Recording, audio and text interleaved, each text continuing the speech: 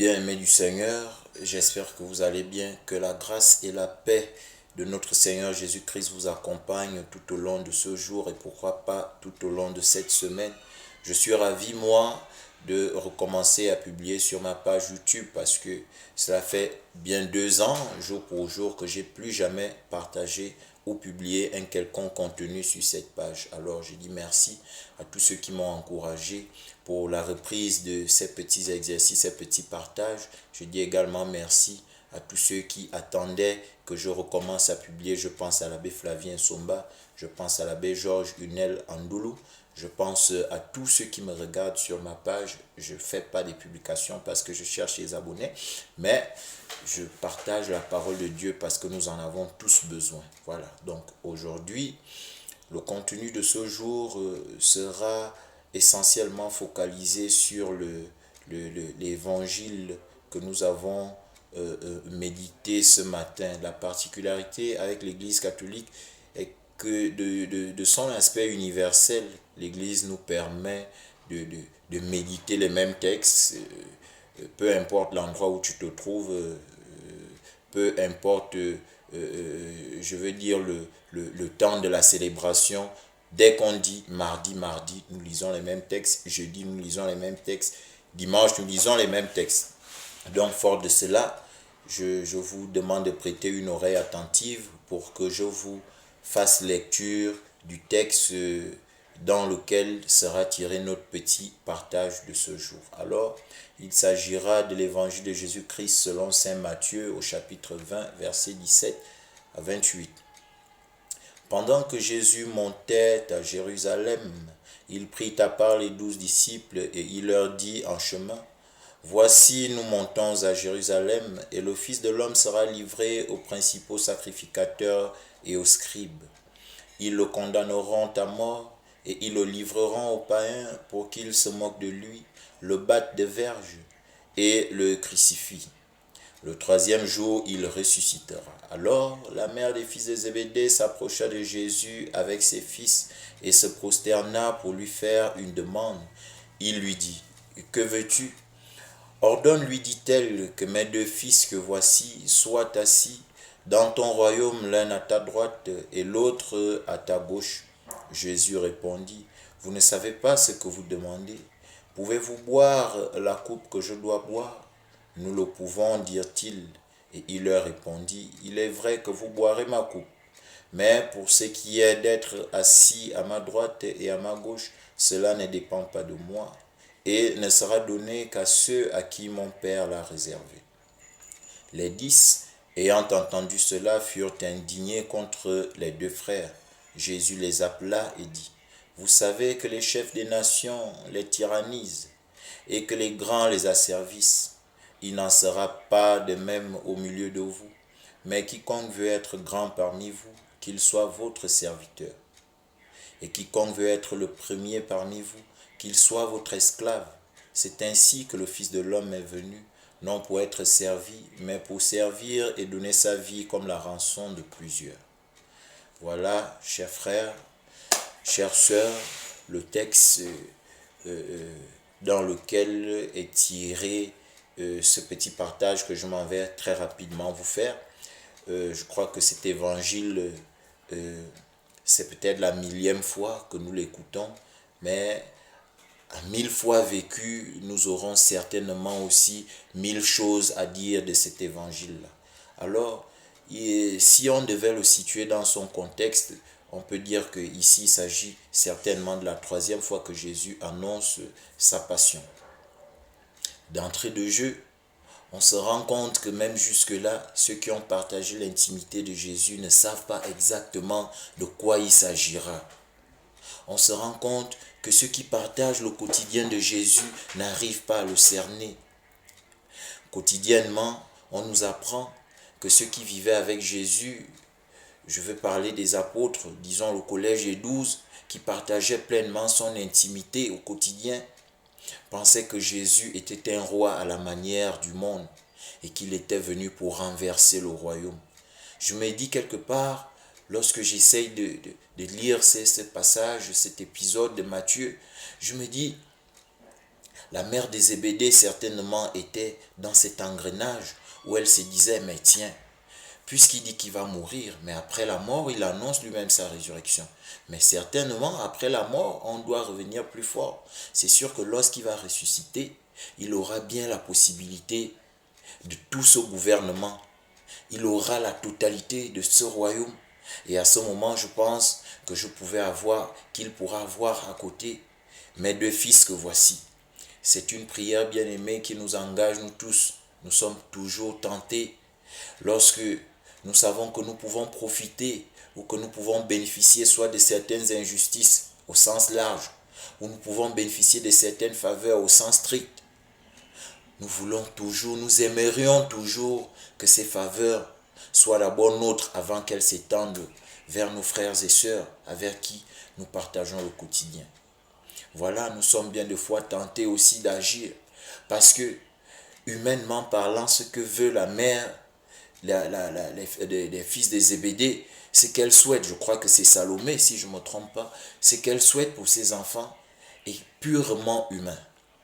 Humainement parlant, nous ne pouvons pas la condamner, de suite même que le Christ lui-même ne la condamne pas. Mais ce qui a frappé un peu ou ce qui a attiré mon attention, c'est la manière avec laquelle vont réagir les deux fils de Zébédée. À la demande de Jésus, est-ce que vous êtes capable de boire la même coupe que je vais boire? Mais ils répondent tout de suite, oui, nous sommes capables. Mais Jésus reconnaît qu'ils en seront certainement capables. Le comble, c'est qu'ils acceptent tout de suite qu'ils seront capables, mais quelques temps après, parce que c'est une histoire d'heures, de quelques heures après, le Jésus sera crucifié. Mais quelques heures après, ils vont refuser ce calice et chacun va prendre sa route. Bien-aimés, la qualité de la prière que nous formulons à Jésus ou à Dieu chaque jour ne devrait pas être une longue liste de requêtes, des choses dont nous avons besoin pour notre épanouissement. Ce n'est pas d'abord ça. La prière ou les demandes que nous formulons à Jésus, en principe, devraient avoir pour but d'abord la contrition de nos cœurs. Parce que nous l'avons entendu, nous l'avons lu des semaines antérieures, où à chaque fois on nous exhorte à devenir saints ou parfaits à l'image de notre Père qui est saint et parfait. Le cheminement de l'homme, la vocation de l'homme, c'est chaque jour de partir du moins parfait pour s'élever vers la perfection, bien qu'elle ne soit pas de ce monde, nous disent les philosophes. Mais l'homme est un être qui est capable de Dieu. Il y a la semence du Christ en chacun de nous. Alors, de ce point de vue, chacun de nous est appelé chaque jour à faire cet effort de quitter le vice, de tendre à pratiquer la vertu. C'est seulement en cheminant de la sorte que nous allons prétendre arriver à un niveau de la perfection, parce que nous sommes tous conscients que, étant sur terre, nous n'arriverons jamais à être parfaits comme notre Père l'est. Mais le jour de notre baptême, du point de vue de notre dignité baptismale, chers frères et sœurs, nous savons tous que nous avons reçu un vêtement blanc. Ce vêtement blanc est le symbole de la sainteté à laquelle l'Église nous appelle chaque jour. Mais à cause de notre fragilité, chacun de nous a pris un contenu qui, chaque jour, a sali ce vêtement blanc jusqu'à aujourd'hui. Mais nous savons quel est le contenu que chacun a apporté pour salir son vêtement. Ce contenu peut être la franc-maçonnerie. Ce contenu peut être tout ce qui t'avilit, ça peut être la prostitution, ça peut être le goût des grandeurs, ça peut être tout ce qui te détourne du chemin de Dieu. Aujourd'hui, nos vêtements blancs reçus au jour de notre baptême sont sales. Mais Dieu ne veut pas que nous demeurions dans cet état de saleté, d'impureté. Il veut que nous soyons debout. C'est pour ça que l'Église, dans sa sagesse, nous offre ce temps de privilège, ce temps où Dieu reconnaît que mon fils, je t'ai fait pas pour être frustré, je t'ai fait pour être épanoui. Tout ce que j'ai mis à ton service, tout ce que j'ai mis à côté de toi lorsque je t'ai créé doit servir pour ton épanouissement. Et que ces choses ne prennent pas ma place dans ta vie. Parce que à chaque fois que ces choses que j'ai mises pour ton épanouissement vont prendre ma place dans ta vie, À ce moment, tu auras tendance à te détourner de mes prescriptions, de mes préceptes. Et ces choses, c'est quoi, frère, chers frères et sœurs? Ces choses, ça peut être l'argent, l'amour de l'argent. Parce que à cause de l'amour de l'argent, le vrai amour qui doit résider dans le cœur du chrétien n'y est plus. Voilà comment quelqu'un peut jusqu'à éliminer son frère parce que il veut avoir l'argent. Il veut acquérir une certaine notoriété dans la société.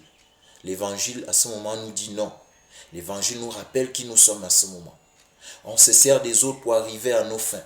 Alors que le passage de ce jour nous rappelle que lorsque nous voulons être grands, nous voulons être proclamés et vu grand au milieu des hommes, il faut être serviteur. Nous, on se sert des autres pour les avilir. On se sert de nos statuts pour avilir les autres. À chaque fois qu'on pose un acte qui est bien, nous sommes bien conscients, on fait déplacer toute la presse du monde parce que nous voulons être bien vus des gens. L'évangile te rappelle que tu n'es pas fait pour ça.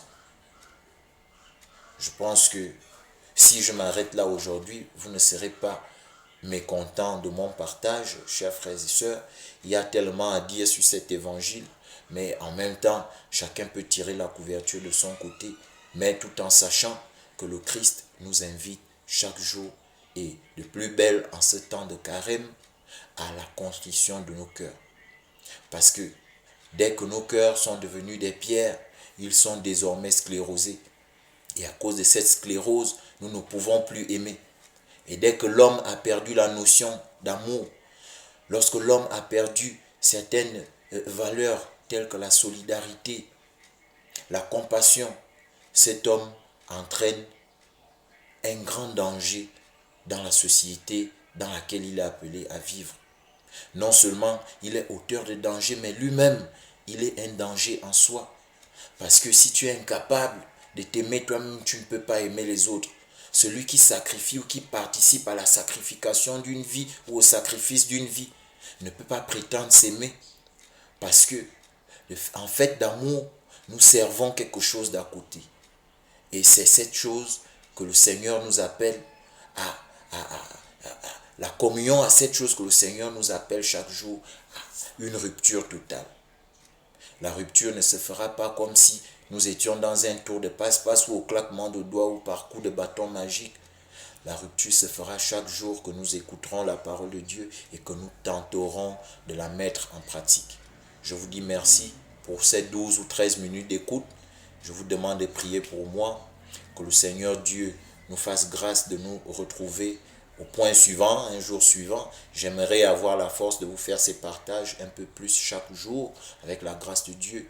Qu'il vous bénisse et qu'il vous accompagne, qu'il vous inonde de ses grâces et qu'il vous permette d'être toujours témoin et fidèle à son évangile. Loué soit Jésus-Christ.